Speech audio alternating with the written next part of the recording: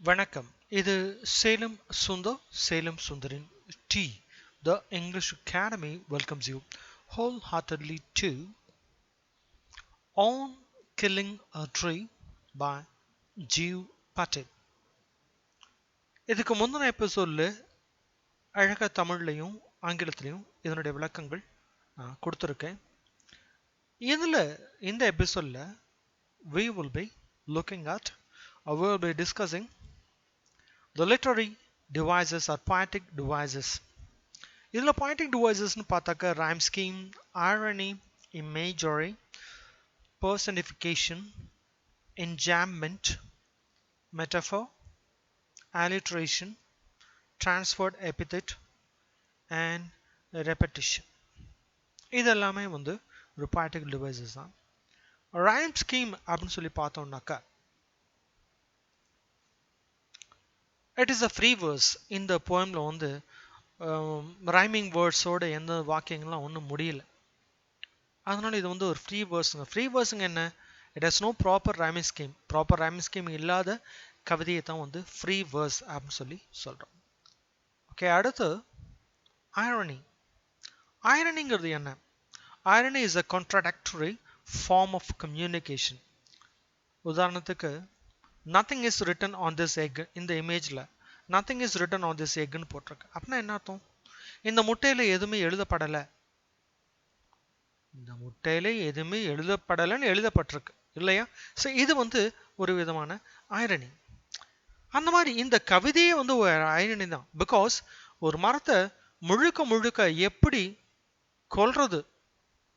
கொல்றதுனா என்ன அப்படிங்கிறத பத்தி ஒரு இயற்கை ஆர்வலர் எழுதியிருக்கார். கவிஞர் இயற்கையை ரொம்ப நேசிக்கிறவர். அதாவது நீங்க மரத்தெல்லாம் கொல்லாதீங்கடா அப்படிங்கிறத மரத்தை எப்படி கொல்லணுங்கிற மெத்தட்ல எழுதியிருக்கார். இதுதான் ஐரணி அப்படிங்கிறது.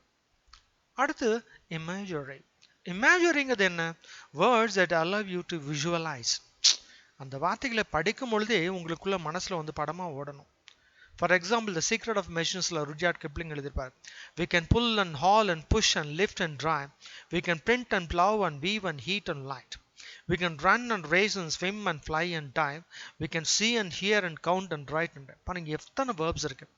ஒவ்வொரு வார்த்தையும் படிக்கும்போது உங்களுக்கு அழகா pull, all, push அப்படிங்கும்போது ஒரு கற்பனை தோணும். இதுதான் இமேஜரி.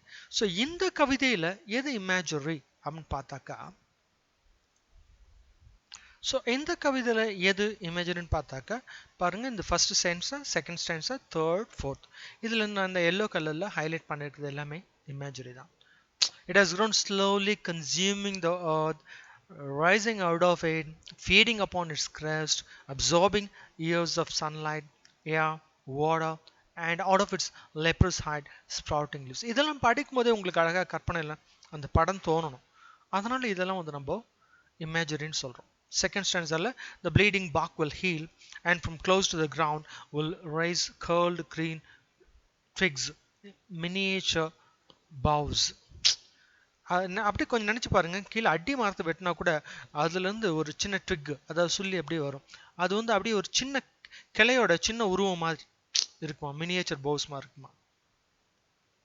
நெக்ஸ்ட் ஃபோர்த் ஸ்டான்ஸால, then the matter of scorching and choking in sun and air, browning, hardening, twisting, withering. நினைச்சு பாருங்க, ஒவ்வொன்றுக்கும் ஒவ்வொரு அழகான கற்பனை உங்க மனசுக்குள்ள உதைக்கும். அதனால தான் அதை வந்து நம்ம இமேஜரி அப்படிங்கிறோம். ஓகே, அடுத்து பர்சனிஃபிகேஷன். பர்சனிஃபிகேஷன் உங்களுக்கு தெரியும், giving human qualities to objects and animals. மனிதனுடைய குணாதிசயங்களை மற்றவைகளுக்கு பொருத்தி பார்க்கறது தான் வந்து இங்க பர்சனிஃபிகேஷன் அப்படிங்கிறது. கவிதையில எங்கெங்கெல்லாம் இருக்கு அப்படிங்கிற பார்க்கலாம். பர்சனிஃபிகேஷன் அப்படிங்கிறது இந்த இடத்துல, இந்த மரத்துக்கு இந்த இடத்துல மட்டும் இது கொடுக்குறேன், இந்த வரிகள் மட்டும் நம்ம எடுத்துக்கலாம். It has grown slowly, consuming the earth,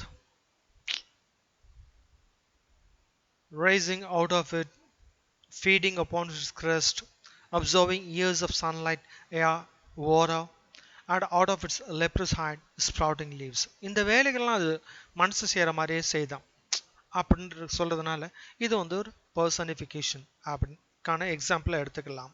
அடுத்து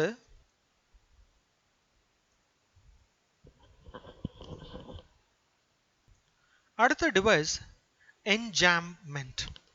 என்ஜாம்மெண்ட் அப்படிங்கிறது வந்து அதிகமான கவிதையில் வர்றது கிடையாது.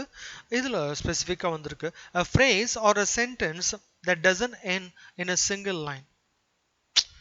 ஒரு phrase அல்லது வாக்கியம் அல்லது வார்த்தைகளின் தொகுப்பு ஒரே வரிக்குள் முடிவடையாமல் அடுத்தடுத்த வரிகளுக்கும் தொடர்ந்து செல்லுமானால், அதான் 4-5 லைன் சேர்ந்து கடைசிலாம் ஃபுல் ஸ்டாப் இருக்குன்னு வச்சுக்கோங்களேன், இடையில கமா செமிகோலன் அந்த மாதிரி தான் இருக்கும்.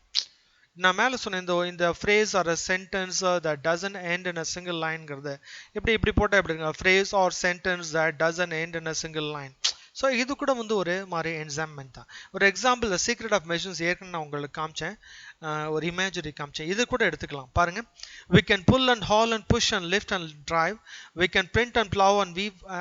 இதில் பாருங்க எல்லாம் கமா போட்டு கடைசியில் we can see and hear and count and write and read and write சொல்லி அங்கே மட்டும் ஒரு ஃபுல் ஸ்டாப், அதாவது ஆச்சரிக்கு ஒரு போட்டு முடிச்சிடும். ஸோ இந்த 4 வரியும் 4 வரிகளாக இருந்தாலும் வாக்கியம் முடிவு என்னவோ ஒன்று தான். ஸோ இந்த மாதிரி ஒரு வரிக்கு மேற்பட்டு வாக்கியங்கள் அமையுமானால் அதை நம்ம என்ஜாம்மெண்ட் சொல்லி சொல்கிறோம்.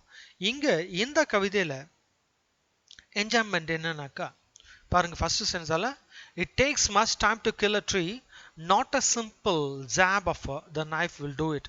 இது ஒரு என்ஜாம்மெண்ட். அதுக்கப்புறம் it has grown slowly, consuming the earth, rising out of it, feeding upon its crust, absorbing the years of sunlight, air, water, and out of its leprous hide sprouting leaves. இது செகண்ட் என்ஜாம்மெண்ட். செகண்ட் ஸ்டான்ஸால the bleeding bark will heal, and from close to the ground will raise curled green twigs, miniature boughs, which if unchecked will expand again to form a cyst. இதுவும் ஒரு என்ஜாம்மெண்ட் தான். அடுத்து தேர்டில் மேலேருந்தே ஆரம்பிச்சுக்கணும், நீங்கள் ஃபுல்லாக ஒரே sentence தான், ஒரே இடத்துல ஃபுல் ஸ்டாப் இருக்குது உங்களுக்கு. ஃபோர்த்லேயும் அதுவும் ஆல்மோஸ்ட் என்ஜாய்மெண்ட் தான். சொல்லப்போனால் போமே ஒரு 2 வரிகளை தவிர மற்ற எல்லாமே என்ஜாய்மெண்ட் தான். சரி, அடுத்து மெட்டாஃபர்னா உங்களுக்கு தெரியும். Metaphor is a figure of speech that compares two things by saying one thing is the other thing. உதாரணத்துக்கு he has the heart of a lion. So he has the heart of a lion. இது வந்து அவனோட மனசு வந்து ஒரு சிங்கத்தை மாதிரி ஒரு உறுதியான மனசு அப்படின்னு சொல்றதுக்கும் சொல்லியிருக்காங்க. இது metaphor. Okay, you are sunshine of my life, இதெல்லாம் மெட்டாஃபர் தான். இந்த கவிதையில் மெட்டாஃபர் எங்கே வந்திருக்கு? லெப்ரஸ் ஹைடா, இது ஒரு மெட்டாஃபர் தான். சொல்லப்போனால் அந்த மரப்பட்டை அதைத்தான் லெப்ரஸ் ஹைடுக்கு கம்பேர் பண்ணுறார். ப்ளீடிங் பார்க், இது வந்து ஒரு மெட்டஃபர் தான். ஆக்சுவலி ப்ளீடிங்கிறது வந்து மனுஷனுக்கு வெட்டப்பட்டால் எப்படி ரத்தம் ஒழுகுமோ அந்த மாதிரி மரத்துக்கும் நீங்கள் வந்து ஒரு ஜாம் பண்ணாக்கா அதுலேருந்து சாப் வரும், மரகோந்து மாதிரி வரும், ஒரு பால் வரும், அதுதான் ப்ளீடிங் பார்க். இதுவும் வந்து ஒரு மெட்டஃபர் தான். மினியேச்சர் பவுஸ், மினியேச்சர் பவுஸ் எங்கன்னா அதுக்கு மேலே இருக்க லைனே பாருங்கள், கேர்ல்டு கிரீன் ட்விக்ஸ், இதுதான் வந்து மினியேச்சர் பவுஸ் மாதிரி இருக்காமா, அதனால் இது சொல்லலாம். அடுத்து த எர்த் கேவ். நான் உங்களுக்கு இந்த earth cave அப்படின்னாக்கா இந்த டைட்டிலில் சொன்னோம் இல்லையா, பாருங்க இந்த ட்ரீ இதோட ரூட்ஸ் பாருங்க எந்த அளவுக்கு வந்திருக்கு. இதை நீங்கள் பிடுங்கணும் அப்படின்னாக்கா மேலே இந்த மரம்ல கிளைகளும் இலைகளும் இருக்கிற அளவுக்கு அடியில் பள்ளமும் தோணிருக்கும். அதுதான் வந்து கேவ்ங்கிறது. கேவ் அளவுக்கு ஒரு அது குகை அளவுக்கு வந்து பெரிய பள்ளம் ஏற்பட்டிருக்கும், அதைத்தான் வந்து earth cave அப்படின்னு. ஸோ இது 4 தான் வந்து மெட்டஃபர். அடுத்து நம்ம பார்க்க இருக்கிறது ஆலிட்ரேஷன். ஆலிட்ரேஷன் உங்களுக்கு நல்லாவே தெரியும். ஒரு கான்சனன்ட் ரெப்படேட்டிவ் வந்துருச்சுனாக்கா அது ஆலிட்ரேஷன் அப்படிங்கிறோம். ஒரு சென்டென்ஸில் it can be in the consecutive or in பிட்வீனில் வரலாம். இதில் இந்த சென்டென்ஸில் பாருங்கள், deep desire is the discipline that drives you to destiny. இதுவே ஆல்மோஸ்ட் ஒரு டிங்கிற கான்சனன்ட் ரிப்பீட் ஆயிருக்கு. தமிழில் கூட இருக்கு, துப்பார்க்கு துப்பாய துப்பாக்கி துப்பார்க்கு துப்பாய தூவும் மழை. ஸோ இதுவும் வந்து ஒரு ஆலிட்ரேஷன் தான். சரி, இந்த கவிதையில் எங்கே இருக்குன்னு பார்க்கலாம். பாருங்க, ப்ளீடிங் பார்க், பி பி இது ரெப்படேட்டிவ் வந்திருக்கு, அதனால இது வந்து alliteration அப்படிங்கிறோம். அடுத்து வந்து anchoring earth அப்படிங்கிறது வந்து ஒரு transferred epithet அப்படிங்க. transferred epithet அப்படிங்கிறது என்ன? Example, he had a restless night அப்படின்னு வச்சுக்கோங்களேன்.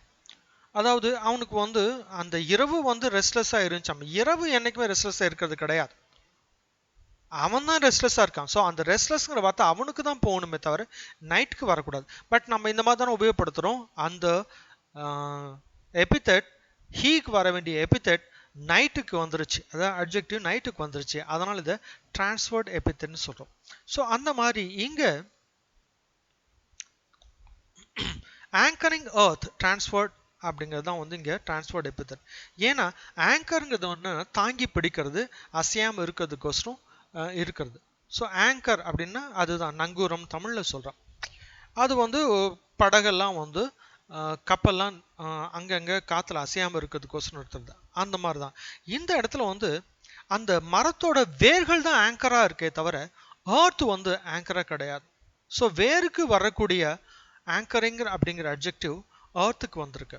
Actually it should be anchoring root, because only the roots anchor the tree in the earth, but the adjective anchoring has been transferred to the earth, and hence anchoring earth is a transferred epithet. ரைட்டோ.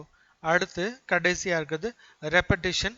உங்களுக்கு நான் அதிகமாக இதை பற்றி விளக்கணுங்கிற அவசியமே இல்லை, ஏன்னா ரெப்படிஷனுங்கிறது திருப்ப திருப்ப வரக்கூடியது. ஆனஃபரான் இருக்கு, அது வேற. ரெப்படிஷன் சிம்பிளாக வந்திருக்கு பாருங்க, pulled out pulled out pulled out, ஒரு சின்ன ஒரு ட்ராமாட்டிக் எஃபெக்ட் கோசம் கொடுத்துருக்காங்க, அவ்வளோதான் ரெப்படிஷன். ஓகே, அடுத்து நன்றி தான். நன்றி சொல்வதற்கு முன், so rhyme scheme, irony, imagery, personification, enjambment, metaphor, alliteration, transferred epithet and repetition. These are the poetic devices that we have seen. Thank you very much for having listened to mine. Please pass your comments. See you in the next episode. Bye bye.